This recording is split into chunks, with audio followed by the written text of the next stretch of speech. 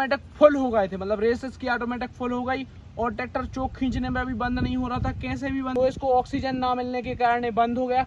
Otherwise उस दिन ये ट्रैक्टर बंद नहीं होता। जब दिया है स्वराज का जो मीटर होता है वो 100 मिनट का 1 घंटा होता है, बाकी ट्रैक्टरों में 60 मिनट का 1 घंटा होता है। तो बाकी खराब हो गया था। ड्राइवरों ने घर पे कॉल करके भी नहीं बताया कि भाई सब ट्रैक्टर डूब गया है। उसमें आवाज और मैं इसको 10 में से लगभग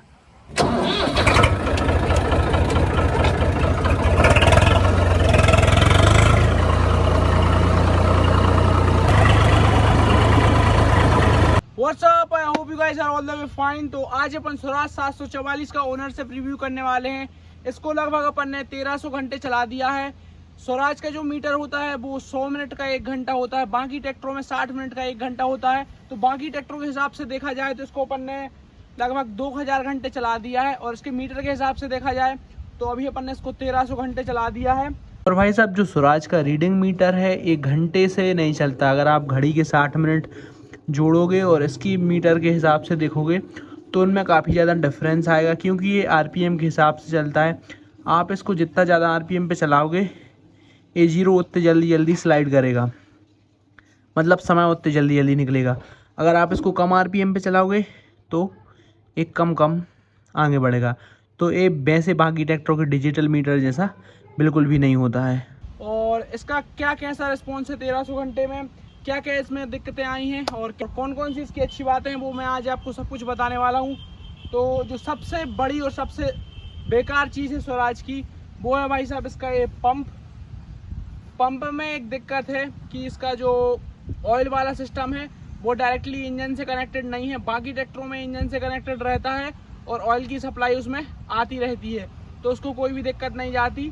इसका जो पंप का ऑयल है वो अलग से है, तो इसके कारण अपन को काफ़ी ज़्यादा दिक्कतें जाती हैं। एक बार भाई साहब क्या हुआ था कि अपन ने जब इसको लिया था, ये लगभग 900 घंटे चला हुआ था, अपन ने इसको परचेज़ किया और अपन इसको घर पे लेके आ रहे थे। उससे पहले अपन ने जिनसे अपन ने लिया है ट्रैक्टर उनसे अपन ने बोल दिया कि भाई साहब इसकी कंप्लीट सर्विस कर दो, जितनी भी आपकी पेमेंट वगैरह होगी, जितने भी आपके पैसे वगैरह होंगे हम आपको डाल देंगे, लेकिन आप इसकी A to Z सर्विस कर दो।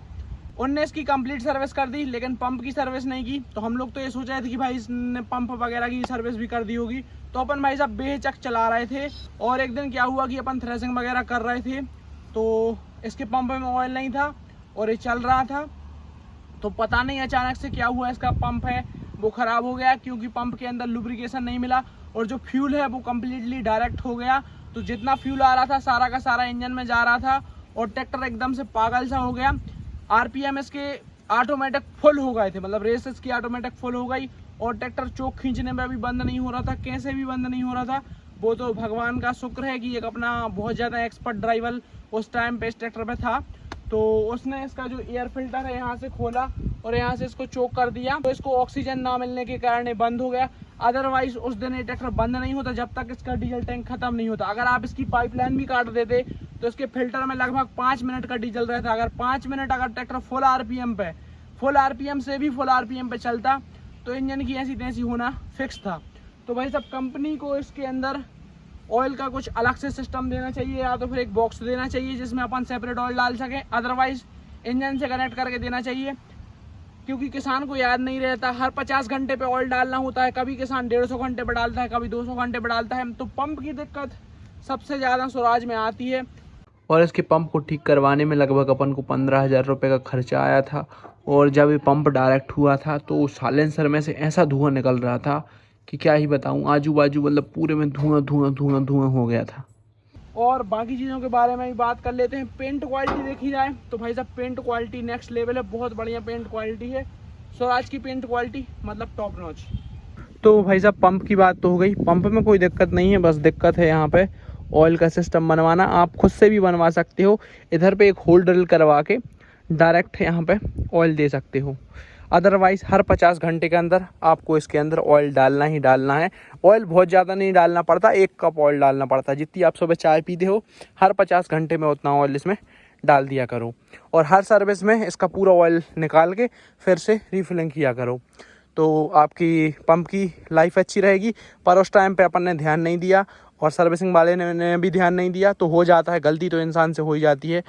तो उस टाइम पे गलती हो गई थी ये, तो बहुत बड़ी दिक्कत अपन को झेलनी पड़ी। और उसके बाद अब बात करते हैं गियरों की। तो भाई साहब इसके जो सेंटर गियर हैं ये भी मुझे बिल्कुल अच्छे नहीं लगते हैं। अब तो नए मॉडलों में 23-24 मॉडल में, 24-25 मॉडल में साइड गियर दे दिए हैं, लेकिन 22 मॉडल तक इन्होंने ऐसे ही सेंटर गियर दिए हैं। तो ये थोड़ी स्वराज की दिक्कत है कि भाई साहब इनमें अपडेट बहुत धीरे धीरे आती है। शटल शिफ्ट भी अभी आना स्टार्ट हुआ है, वो भी सब मॉडलों में नहीं आ रहा। तो फीचर इनको जल्दी जल्दी से आगे बढ़ाने चाहिए। स्वराज वालों का ऐसा सिस्टम है कि जो एक चीज़ चली आ रही है उसको ही चलाते रहते हैं, मार्केट के हिसाब से अपडेट नहीं होते। क्योंकि भाई साहब ये नाम से बिकता है, कंपैरिजन से नहीं बिकता है। स्वराज का नाम है और ये नाम से ही बिकता है। लोग ये नहीं देखते कि स्वराज में ये फीचर आ गया, वो फीचर आ गया। नहीं, स्वराज के जो दीवाने हैं वो इसको नाम से ही लेते हैं। और अब बात करते हैं भाई साहब इसका जो साउंड है वो बहुत ज़्यादा इरिटेटिंग है। काफ़ी लोगों को अच्छा लगता होगा, लेकिन जब आप इसको दिन में 10-10, 8-8, 10-10 घंटे चलाते हो तो भाई साहब कान फूट जाते हैं, इतना चिल्लाता है। तो लोगों को पसंद है इसका साउंड, लेकिन मुझे अगर आप खुद 8 घंटे 10 घंटे ट्रैक्टर चलाओगे तो आपको ये पसंद नहीं आएगा। साउंड थोड़ा साइलेंट होना चाहिए। और वाइब्रेशन वगैरह भी ट्रैक्टर में काफ़ी ज़्यादा है, जैसे Kubota, John Deere, new Holland है तो उनमें इतना वाइब्रेशन नहीं है, इसमें बहुत ज़्यादा वाइब्रेशन है। और कंफर्ट की बात करें तो सीट भाई साहब बहुत बढ़िया है, बैठने के लिए बढ़िया स्पेस है, बढ़िया खुली डुल्ली जगह है, आराम से आप बैठ सकते हो। ड्राइवर को बढ़िया कंफर्ट है। और एक और दिक्कत जो हमें देखने को मिलती है स्वराज के ट्रैक्टरों में, सेंसिंग वाली, ये सेंसिंग अपन ने अभी ठीक करवा दी है तो अब इसमें ये दिक्कत नहीं है। अदरवाइज सेंसिंग खटर सदाबहार होती रहती है। सेंसिंग की तो एक दिक्कत है, स्वराज के सभी मॉडलों में सेंसिंग अच्छी नहीं आती। स्वराज से कोशिश करो, अगर आपके पास कोई और ट्रैक्टर है तो स्वराज से बुआई ना करो, क्योंकि भाई साहब ये इम्प्लीमेंट को गहरा ले जाने पे ध्यान देता है और इम्प्लीमेंट को काफ़ी ज़्यादा गहरा ले जाता है। और इसके जो लीवर वगैरह हैं ये भी काफ़ी ज़्यादा हार्ड से चलते हैं। और एक और दिक्कत जो आती है, मैं आपको दिखाता हूँ, एक सेकेंड। जब अपन इसके एक लीवर को हिलाते हैं तो साथ में दूसरा लीवर भी हिलता है। अगर अपन इस वाले लीवर को देखो, इस वाले लीवर को गिरा रहे हैं तो ये वाला लीवर देखो कैसे भाग रहा है। और इसको अगर अपन ज़्यादा टाइट कर देते हैं तो ये बहुत ज़्यादा टाइट चलने लगते हैं। ऑयल डाल देते हैं तो दिक्कत होती है। तो भाई साहब ये मैकेनिज़्म इनको चेंज करना चाहिए, कुछ इसमें अपडेट लानी चाहिए। ये ऐसे का ऐसा ही दे रहे हैं तो इसको अपडेट करना चाहिए भाई। और इसमें लिफ्टोमेटिक भी देना चाहिए, वो भी नहीं है इसमें। पीटीओ इसकी बहुत बढ़िया है, पीटीओ की तो भाई साहब क्या ही कहना। और पीटीओ गियर भी बहुत अच्छे हैं इसमें भाई साहब, गियर पीटीओ भी है। अपना बढ़िया से ये वाला गियर न्यूट्रल करो और गियर डालते रहो, उस हिसाब से पीटीओ चलती जाएगी। पहले गियर पे भी पीटीओ चलेगी, दूसरे पे 540, तीसरे पे 700 के समथिंग, चौथे पे 1000 के समथिंग आरपीएम आ जाते हैं। और रिवर्स तो अपनी है ही। बहुत बढ़िया सिस्टम है गियर पीटीओ का इसका। और लास्ट वीडियो में मैंने न्यू हॉलैंड 3710 का ओनरशिप रिव्यू किया था, तो उसमें मैंने बोला था कि भाई साहब इसकी जो एप्ट्रा पीटीओ है वो फालतू का फीचर है। तो मुझे काफ़ी सारे कमेंट आए और काफ़ी सारे लोगों ने बताया कि भाई साहब जो लो हाई वाला गियर रहता है वो आपको न्यूट्रल करना होता है, तब जाके पीटीओ काम करती है। मेरे पास काफ़ी सारे ट्रैक्टर रहे हैं, अपने पास एक पावर ट्रैक था, उसके बाद फार्म ट्रैक था, उसके बाद स्वराज भी है और न्यू हॉलैंड भी है, जिसमें गियर पीटीओ का फीचर है। तो गियर पीटीओ का फीचर मुझे बहुत अच्छा लगता है। लेकिन न्यू हॉलैंड में एक बार क्या हुआ था कि मैं खेत में भाई साहब थ्रेसिंग कर रहा था, उस टाइम पे पता नहीं क्या दिक्कत आई, अपन ने गियर पीटीओ डाला और जो न्यूट्रल वाला गियर है इसको अपन न्यूट्रल कर रहे थे, उस टाइम पे वो चल ही नहीं रही थी। मैंने कम से कम 8-10 बार ट्राई किया, उस टाइम पे वो नहीं चल रही थी, पता नहीं क्या हो गया था उसमें। जब अपन उसको हाई या लो कर रहे थे तो वो आगे पीछे हो रहा था, तब जाके वो थ्रेसर को घुमा रहा था। तो उस टाइम से मेरे दिमाग में ये बात सेट हो गई थी कि भाई साहब ये फीचर गड़बड़ है। तो एक बार जो दिमाग में सेट हो जाए तो वो ही सेट रहता है। तो वो भ्रांति थी मेरी। और मैंने जब आप लोगों के इतने सारे कमेंट आए तो मैंने फिर से ट्रैक्टर को चालू करके लो हाई वाला न्यूट्रल डाल के देखा, तो भाई साहब बढ़िया तरीके से काम कर रहा था। तो अब वो उस टाइम पे जो कुछ भी हुआ हो वो मुझे नहीं पता, लेकिन एक बार मैं परेशान हो चुका हूँ, इसलिए मैंने आपको बताया था कि इसका जो एप्ट्रा पीटीओ है ये ज़्यादा काम का फीचर नहीं है। लेकिन कल मैंने उसको चला के देखा तो वो बढ़िया से काम कर रहा था। तो अभी अपन इसकी बुराई देख रहे हैं कि इसमें क्या क्या बुराई हैं। तो 1-2 बुराई और देख लेते हैं। डीजल, तो भाई साहब रोड पे ये बहुत ज़्यादा डीजल कंज्यूम करता है। अगर आप इसको 20-25 किलोमीटर अच्छा भगा देते हो दबा के, तो भाई साहब आपका मीटर फुल पे भी होगा तो वो नीचे उतर आएगा। अगर आप इसको ज़्यादा आरपीएम ज़्यादा रेस पे चलाओगे तो भाई साहब बहुत ज़्यादा डीजल पेलता है, सीधी सी बात है। New Holland, Massey, John Deere तीनों कम डीजल। जॉन डियर तो बड़ा HP का होगा आपके पास 5310, तो वो भी पेलता है, लेकिन ये बहुत ज़्यादा डीजल खाता है भाई साहब अपनी HP के हिसाब से। इतना तो अपना जो मेसी का 9500 है वो इतना डीजल नहीं खाता जितना अपना ये 744 डीजल खाता है। अब इसकी कुछ अच्छी बातों पे ध्यान दे लेते हैं। तो भाई साहब इसका जो ये 4 व्हील ड्राइव का सिस्टम है बहुत ही बढ़िया है, बहुत ही हाईटेक सिस्टम है। इसमें ऊपर से भी सपोर्ट दे रखी है। बाकी आप जॉन डियर वगैरह में, न्यू हॉलैंड वगैरह में देखोगे तो ऊपर से कोई सपोर्ट नहीं दी जाती। इसमें भाई साहब नीचे भी सपोर्ट है, ऊपर भी सपोर्ट है। तो ये बढ़िया से हैवी सिस्टम बनाया है ताकि कोई टूट फूट ना हो। और बढ़िया 4 व्हील ड्राइव सिस्टम है इसका। जो सॉफ्ट वगैरह है वो भी बढ़िया तरीके से डाल रखी है। और इसमें लीकेज फीकेज की ज़्यादा दिक्कत अपन को आती नहीं है। जब से अपन ने ट्रैक्टर लिया है नीट एंड क्लीन रहता है थोड़ा। तो भाई साहब वैसे देखा जाए तो ये 45 HP का ट्रैक्टर है, लेकिन भाई साहब मुझे नहीं लगता कि ये 45 HP का ट्रैक्टर है। एक किसी भी कंपनी के 55 HP ट्रैक्टर को बड़े आराम से टक्कर दे सकता है और बड़े आराम से 55 HP का काम कर देता है। बाकी के 55 HP ट्रैक्टर ले आओ बाकी कंपनियों का, इसका भाई साहब 45 HP ही उनको आराम से हरा देगा। और अभी जो मैंने बात की है कि इसके जो गियर हैं ये थोड़े बेकार है, लेकिन जो इसके गियर के अंदर क्राउन वगैरह जो भी चीज़ें इसके अंदर इस्तेमाल की गई हैं, जो गियर्स वगैरह हैं वो बहुत ज़्यादा हैवी है और इनमें कभी भी टूट फूट नहीं होती। भाई साहब कैसे गियर डाल दो, जैसे मर्जी गियर डाल दो। जैसे अपन ने न्यू हॉलैंड का दम लगा के तोड़ दिया था, तो भाई साहब किसी की दम नहीं है कि इसकी गियर बॉक्स की नाल वगैरह कोई तोड़ दे। कितने ही ज़ोर से हाथ मार दो, लात मार दो, कुछ नहीं होना इसके गियर बॉक्स का। पावर हैवी गियर बॉक्स है। ब्रेक क्लच बहुत अच्छे हैं, क्लच बिल्कुल मलाई है।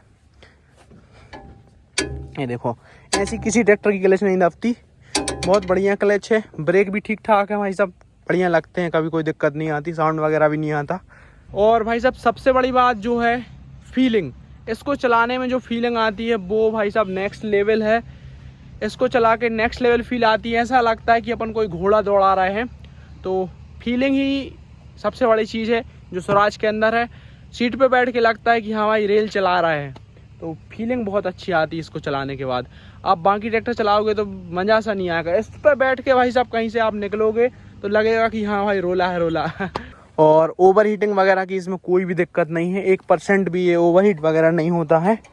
और एक इंडियन कंपनी है तो अपन को इसको ज़्यादा सपोर्ट करना चाहिए। जॉन डियर, न्यू हॉलैंड से ऊपर उठ के इसको प्रेफर करना चाहिए। और भाई साहब इसका यहाँ से लुक वगैरह भी बहुत बढ़िया लगता है। इधर ए वाला फ़िल्टर, इधर ए वाला फ़िल्टर। ए वाला फ़िल्टर काफ़ी सारे लोग इसको ख़राब बताते हैं, पर ए वाला फ़िल्टर कुछ दायरे में ख़राब नहीं है, कुछ दायरे में ख़राब है। जैसे भाई साहब इंजन की लाइफ इसी वाले फ़िल्टर से ज़्यादा होती है। ए वाला फ़िल्टर बहुत अच्छा रहता है अगर आपको इंजन की ज़्यादा लाइफ चाहिए है, और अगर आप पानी वगैरह के इलाके में चलाते हो, नदी वगैरह में चलाते हो।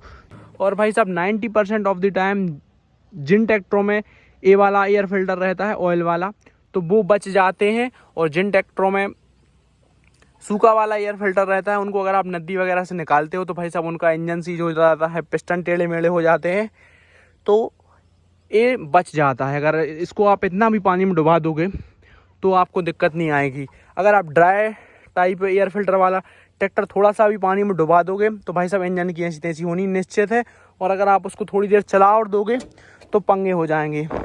तो एक बार क्या हुआ था कि दिवाली का टाइम था, जो अपने ड्राइवर्स वगैरह हैं वो ट्रैक्टर धोने के लिए तालाब में ले गए थे। तो वो सारे के सारे ट्रैक्टर डुबा कर अच्छा बढ़िया से गहराई में ले जाकर धो रहे थे। तो एक ट्रैक्टर अपना जॉन डियर भी था उसमें, और बाकी जो ट्रैक्टर थे वो ऑयल बाथ वाले सिस्टम थे उनमें। तो जिन ट्रैक्टरों में ऑयल बाथ वाला सिस्टम था उनका कुछ भी नहीं हुआ था। जॉन डियर अपना पूरी तरीके से सीज हो गया था, पूरा ख़राब हो गया था। ड्राइवरों ने घर पे कॉल करके भी नहीं बताया कि भाई साहब ट्रैक्टर डूब गया है, उसमें पानी भर गया है। वो वहाँ से उसको बार बार दूसरे ट्रैक्टर से धक्का लगा के चालू करते रहे और उसकी पूरी ऐसी तैसी कर दी, पूरे पिस्टन पूरे बिल्कुल ऐसी तैसी हो गई थी इंजन की।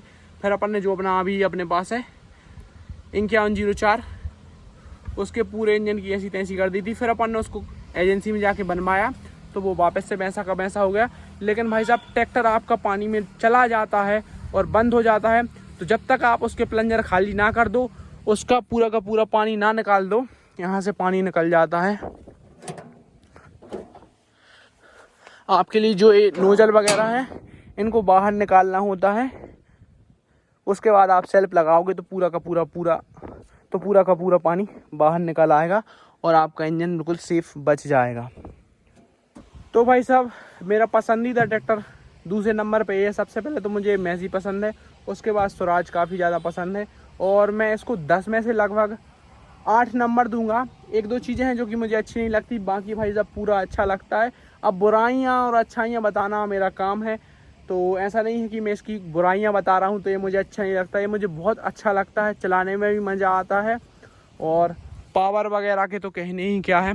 55-60 HP का काम करता है।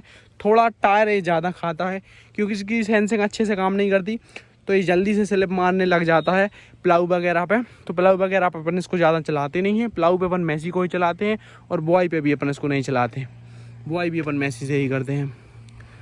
बाकी जो कल्टीवेशन वगैरह रोटावेटर वगैरह की काम है उसमें भाई साहब ये हीरो है, हीरो। चलो भाई साहब, अब इसको थोड़ा चला के देखते हैं, भगा के देखते हैं। और एक काफ़ी ज़्यादा भागता भी है, घोड़ा है, घोड़ा पूरा। और स्वराज एक चीज़ के लिए काफ़ी ज़्यादा फेमस है, वो है इसका रिकवरी। अगर आपका ट्रैक्टर, मान के चलो आप कोई और ट्रैक्टर को लेके आ रहे हो, तो वो बहुत ज़्यादा जल्दी दब जाता है। ट्रॉली वगैरह पे आप जब ढलान पे ऐसे चढ़ा रहे हो तो वो काफ़ी ज़्यादा जल्दी दब जाता है, बंद हो जाता है। इसमें ये दिक्कत नहीं है भाई साहब, लो RPM पे भी ऊपर चढ़ ही जाता है। आप कोई से भी गियर में ले जाओ, बाकी ट्रैक्टर आपके तीसरे गियर में स्लोप चढ़ेंगे तो ये चौथे गियर में चढ़ेगा, ये मेरी गारंटी है। इसका 4 व्हील ड्राइव का मैकेनिज्म भी काफ़ी अच्छा है।